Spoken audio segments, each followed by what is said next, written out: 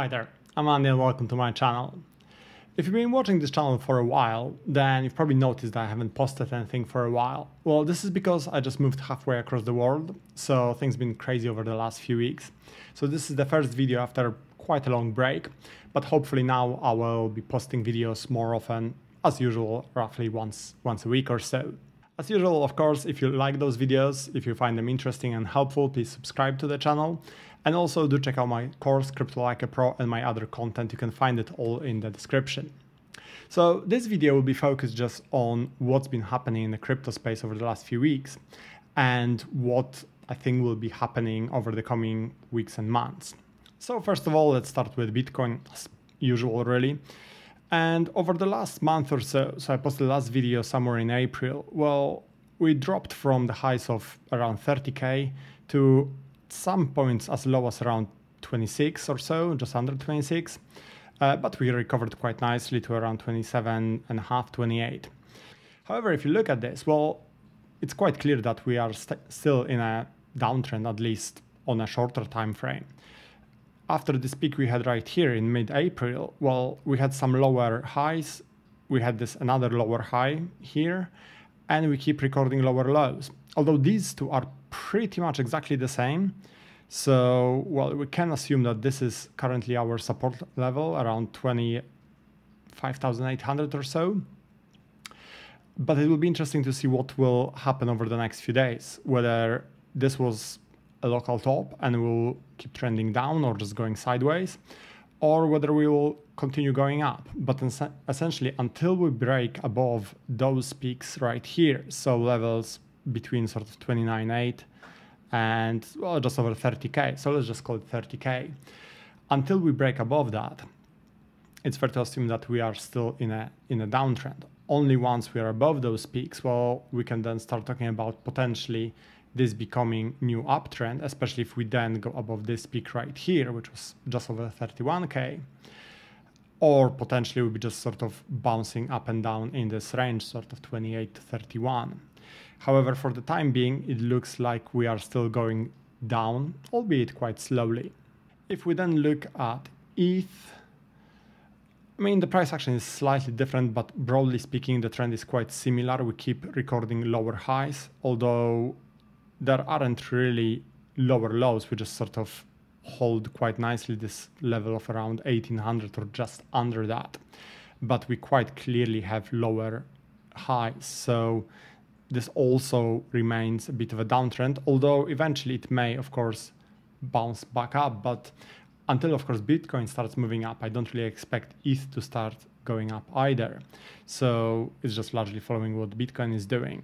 But right now I'm more interested in what the stock market is doing. So if we look at NASDAQ, that's going up like crazy. I mean, it's been going up since, well, pretty much the beginning of the year. And since mid-March, it's been almost unstoppable. I mean, there was a bit of a flat line here, but it keeps moving up and up. Of course, I have to remember that NASDAQ is driven largely by tech companies. And in the recent months, there's been a lot of chatter about AI, right? That's the current buzzword. So that's helping drive NASDAQ stock prices up. If we look at S&P 500, which is top 500 companies on the New York Stock Exchange, well, that's also moving up, but at much slower pace. So essentially, the most recent bottom was around mid-March. And since then, we've been trending up, although really choppy over the last month or so. It's quite interesting that there seemed to be quite strong resistance here, just above 420, around 420, 421.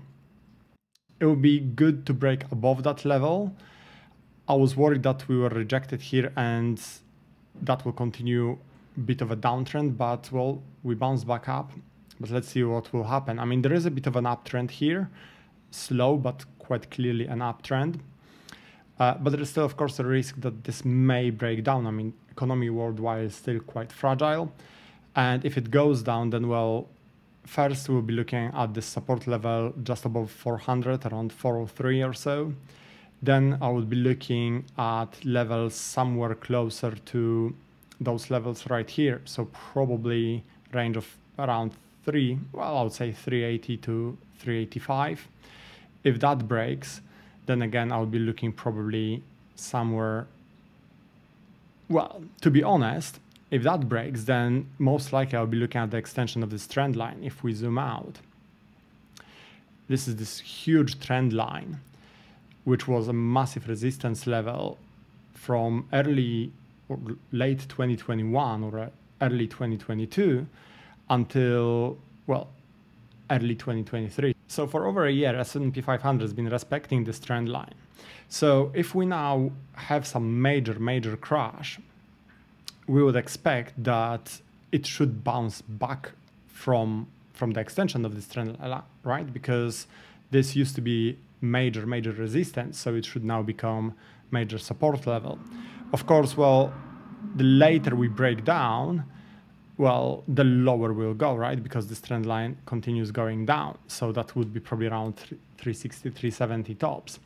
But that's quite a long way from 420 where we are right now. So I don't necessarily expect this to happen. But broadly speaking, well, we are in a bit of an uptrend. Slow in the recent days, but still an uptrend. So that's a good thing. Other than that, if we look at crypto fear and greed index, well, that's been bouncing between neutral values or low greed values for quite a long while. If you look at the last 3 months, we are essentially bouncing around neutral. We were slightly in the greed territory. There was a bit of fear here in early March, but yeah, if we then extend it to 1 year, I mean, you can see that we improved massively basically at the beginning of this year. Previously, we were staying firmly in the fear or extreme fear territory. Now we are just bouncing around those neutral levels. So rather unsurprisingly, the market can go up or down. There is no clear consensus which way we will go. And then, of course, we have a lot of random things happening, like all those recent meme coins or memecoins, whatever you want to call them, like Pepe, which had this massive spike in early May. Then, of course, like it's usually the case, crashed quite a bit, recovered slightly, now it's going sideways. I have no idea what will happen with this in the long term. If you made some money on it, well done to you. I'm not saying this in a sarcastic way.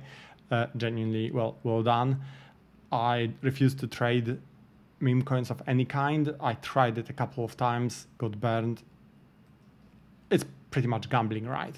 The value of those coins is largely driven by hype, or 100% driven by hype. So as long as there is a hype around this particular project, well, great, the price is going up. As soon as that moves somewhere else, well, the price will tank. And if there is no proper utility behind it, then it will just go down to zero. I know that people often keep talking about community and all that, but, well, let's be honest. When you are trading highly speculative assets like memecoins or NFTs, reality is that if there is no clear utility behind it, and it's all about the community, well, if you're holding this token and you expect the value to go up, you expect it to go up because eventually you want to sell it to someone. So someone in this community eventually will become exit liquidity, right? So I'm not really buying this. When there is a true utility behind the token, behind an NFT, that's a completely different story. But if it's all about just having fun and the community is great and so on, well, I'm sorry, but that's just bullshit. Because sooner or later, someone in this community will become exit liquidity for someone else. And that's the community gone, right? So just to sum it all up, well, I don't know what's going to happen over the next few months, but what I'm looking at in terms of price action is S&P holding or breaking above this 421 level or so. The higher it goes, the better. If it goes down, like I said, 405 would be, or around 405 is the next level I'm looking at.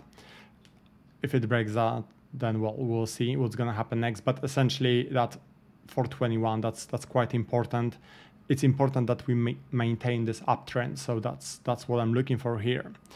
Then when it comes to Bitcoin, like I said, we are in a downtrend until we can break above that 30K level, 30-ish, ideally above 31.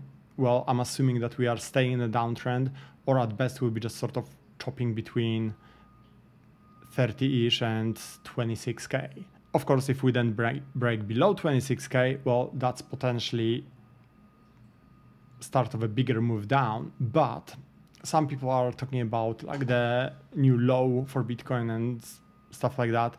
I don't think we'll go back to the lows we had last year, so around 16k or so, or where we bottomed out 15, I think. The reason why I don't think we'll go that low is because, well, that was the FTX crash here, right? So if we draw this as a price range, that was a drop just very roughly of something like 26% or so, right?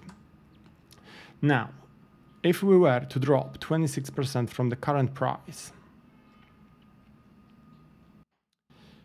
that would take us down to just over 20,000.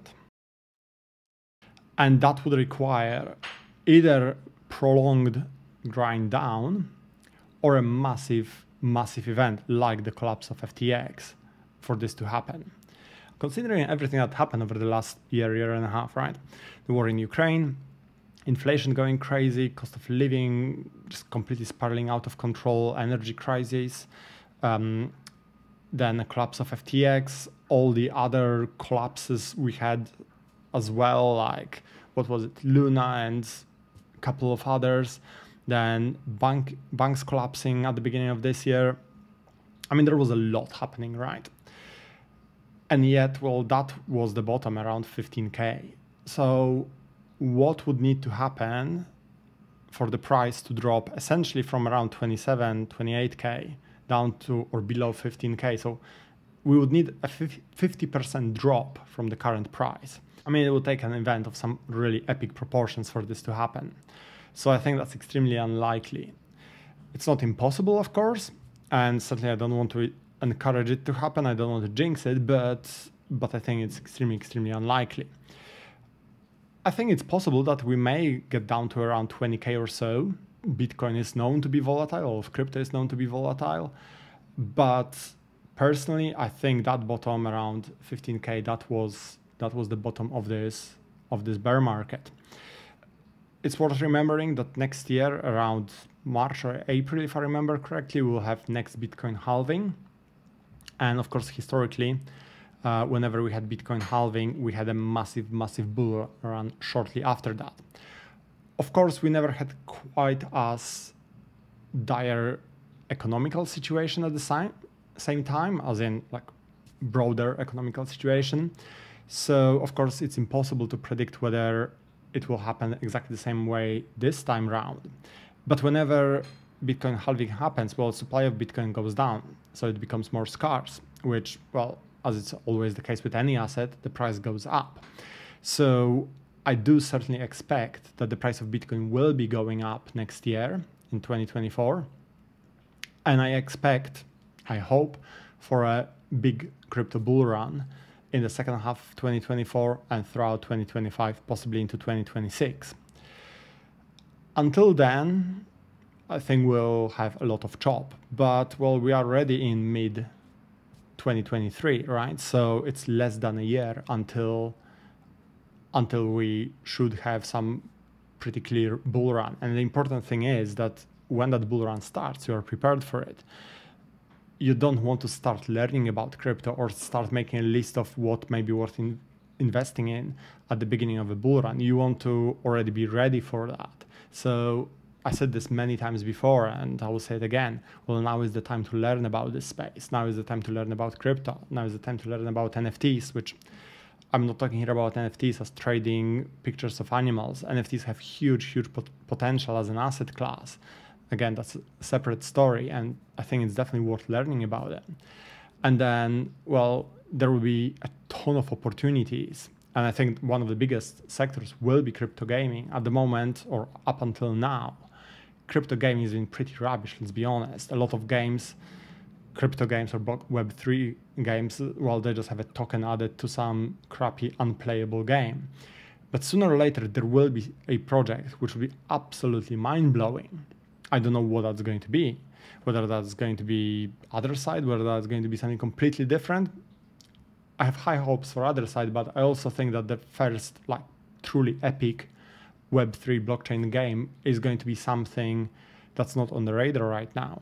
And when that happens, when I have this first massive blockchain game title, pretty much all gaming related tokens will skyrocket like crazy. So that's definitely something worth preparing for.